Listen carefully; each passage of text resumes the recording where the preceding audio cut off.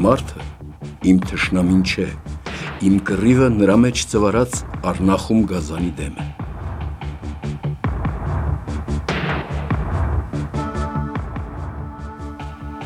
Առաջ չես անցնելու։ Քո ողջ ողմակով էլ որ գաս, մեկ է, չեմ թողնի։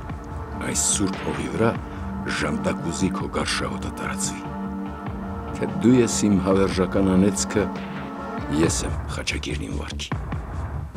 Ադամորդու մեր զրույցը վիժեցրիր, դմարդ նենք դավով,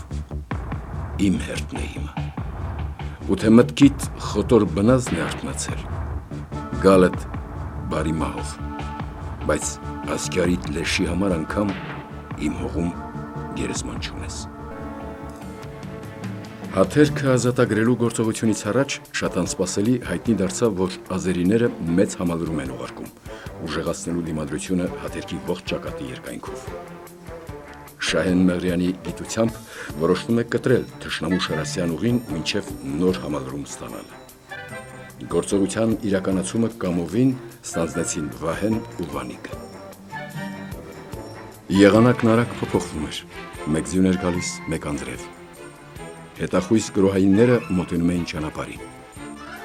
Ճանապարհի ծածկույթը չափազանց կարծր էր ու գրեթե անհնար կարճ ժամանակում փորել այն ու ականներ տեղադրել։ Գործողությունը ղեկավարում էին Նովիկն ու Թոքի Կամոն։ Վայ Նովիկին, վայ դե մտար չկա, խոտոտներով առաջ է գալիս, տես չես հասնում հետ արի։ Նովիկ որ կապի դուս կա թոյինքն էլ կապի մեջ մնա որ կարանք թռնենք։ Նովիկ Թոքի Կամոին ասա մի բան կմտածենք, թող հանգիստ լինի։ Արդեն լսվում էր մոտեցող Շարասյան հռնդյունը։ Վիճակը անելանելի էր։ Ու կատարվեց անհնարինը։ Վահեն իր սպիտակ հագուստով ծածկեց տեղադրվածականները, դրանով ճանապարհի տեղ-տեղ չալված ձյան տպավորություն ստեղծելով։ Շտապ քողարկվեցին անտառում, քիչ անց լսվեցին ուժգին պայթյուններ։ Ազերիների օգնությունը տեղ չհասավ։ Հաթերքը ազատագրվեց։ Ահա նա, պարզ ու շիտակ, առանց հավելումների, մեծ մեղապարտը, որ պապերի գործած չգործած մեղքերի բնական ժառանգորդն էր, ու իրենը դարձնելով ցեղի դառնանուշ ցավերը, զենքը ձեռքն առավ ցնծագին իրեն ու ամենքին հայտարարելու, որ հայքյան ցեղը ինքնիշխան է ու հարատև։ Շաումյանցիներ, հպարտացեք, ձեր կռվին է միացել Սասնա ծռերի թոռը,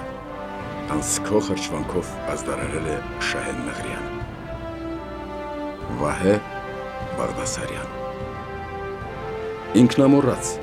կանխավ հրաժարումի վարքով ջղուտ Բեհերոտ հայորդի, որ ցեղի բնական կենսակերպը վերահաստատելու դժվարին կռվանում իր փարոսը վառեց։ Արևի կենսատու բորբը անասելի մակարոններով շրջելու հայկյան տուն ջերմացնելու կարոտ հեգ հոգիներին։ Պատվախնդիր,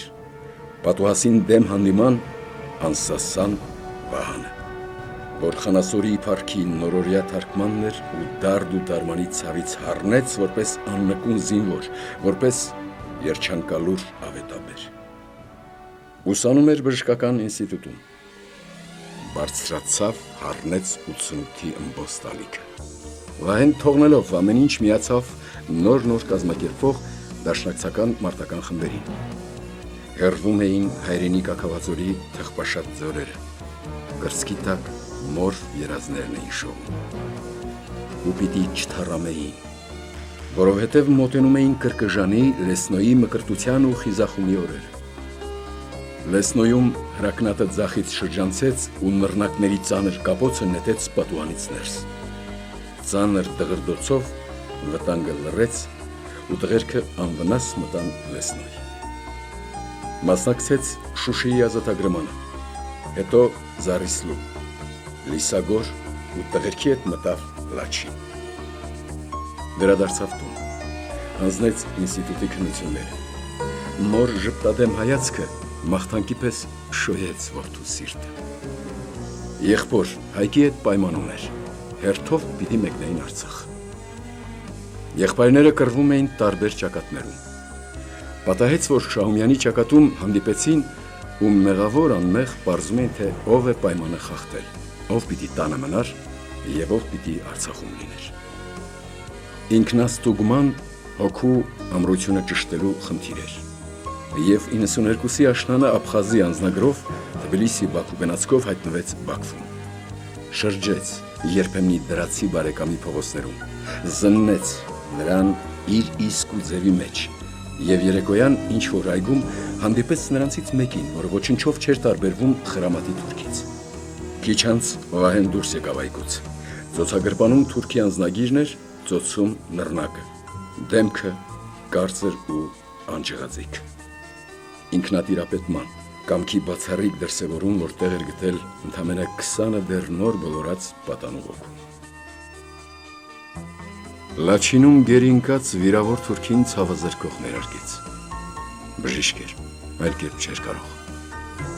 92-ի հոկտեմբերին Շահումյանի անկումից հետո միացավ Շահեն Մեղրյանի անդատրում մարտնչող հայդուկներին ու դարձավ խիզախ արծվախմբի զինվորն ու բժիշկը։ Վահեի հիմնած դաշտային հոսպիտալը վիրավորի հույսն էր, Վահեն այդ հույսը մարմնավորողը։ Շարունակվում էր Մարտակերտի շրջանի հյուսիսային յուղերի առումը։ Համառ կռիվներից հետո ազատագրվեցին Գետի Գոմեր, Տոլիշեն յուղերը։ 93-ի ապրիլի 3-ը Վահեի վերջին մեկնումն էր։ Պատռել էր իր բոլոր նկարներն ու գրառումները, իր գիտնալիքն էր։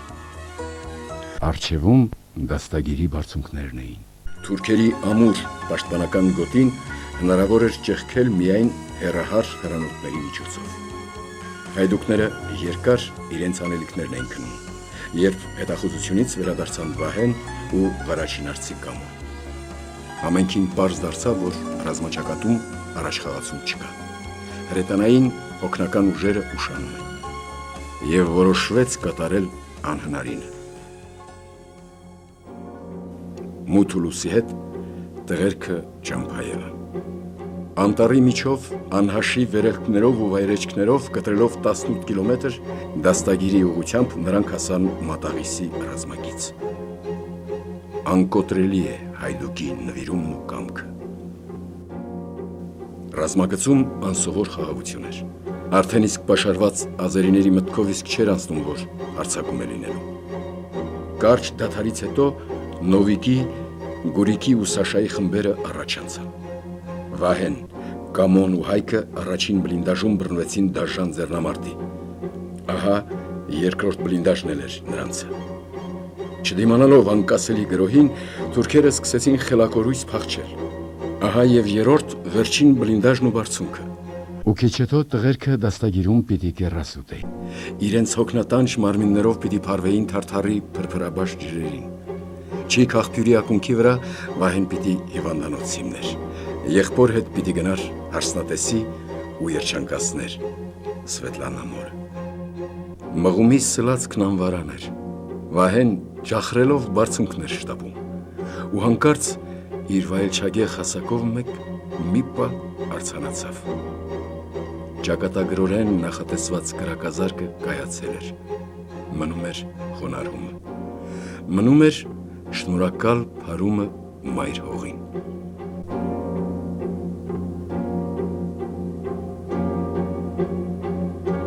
Այդ օրը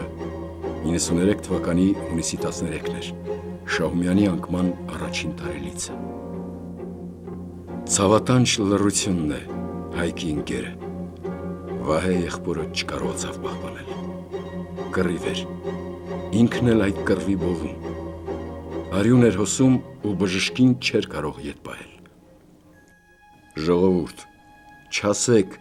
անտեր մնա Ղարաբաղը, ձայնել է անսահման վշտից կուչ եկած սևազգեստ մայրը, որ Հայկ ու Վահե որդիներին հավատի հաղթանակի ճամփեց,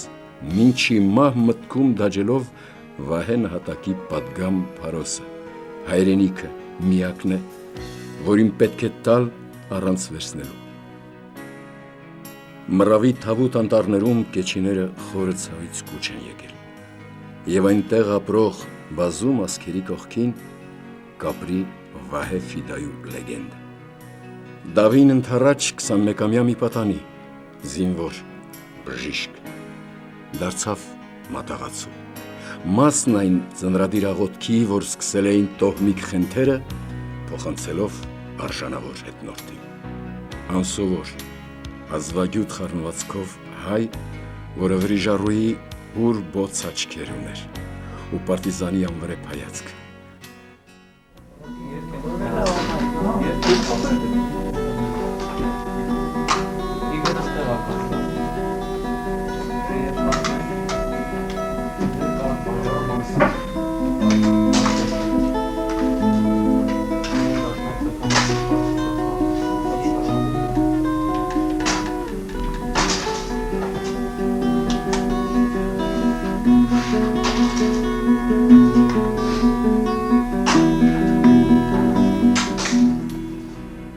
Ընկերների սիրելին էր,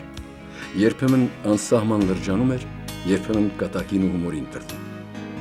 Սևանի հետ էր սիրում կողի բռնվել, Հայկն էր դատավորը, Հայկի մեջ եղբորներ տեսնում, Հայկն էլ նահատակվեց, Սևանը միացավ նրանց, այդպես էլ հավերժ եղբայրացավ։ Ինքն էր ցավերի խաչակիրը։ Եվ անգամ մահից հետո